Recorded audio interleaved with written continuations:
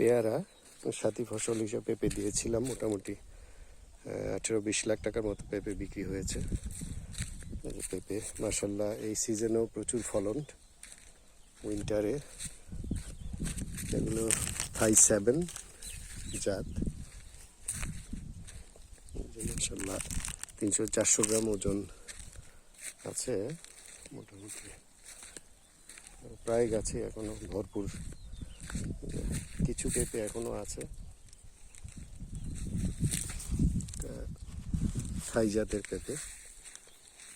আমরা পেয়ারাও এবার বছর প্রথম বিক্রি করেছি। আল্লাহর রহমতে এই যে ফুল আছে, গাছে আসছে এবং পেয়ারা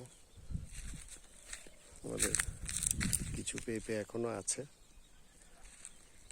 এইটার মধ্যে পুরোটাতেই আমাদের কমলা, দার্জিলিং কমলা এই বছরে লাগানো কমলা দেখতে পাচ্ছেন।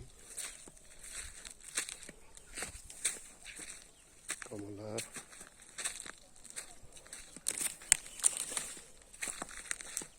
কমলা পাহাড়ে কিছু ফল খুব ভালো ফলন হয়, তার মধ্যে কমলা একটা, মালটা এবং কমলা।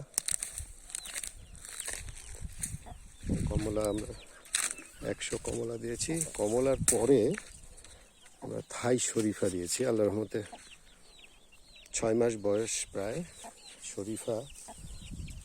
গাছের গ্রোথ দেখে বোঝা যাচ্ছে আল্লাহর রহমতে শরীফাও খুব ভালো ফলন হবে। এই যে এটার মধ্যে পুরোটাতেই আমাদের থাই শরীফা দেওয়া আছে।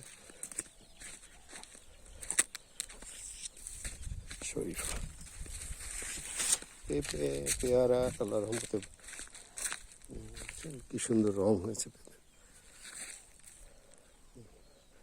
চারিদিকে কাপ্তাই লেকের পানির কোনো স্বল্পতা নেই। নতুন বাগান, 8 মাস বয়স।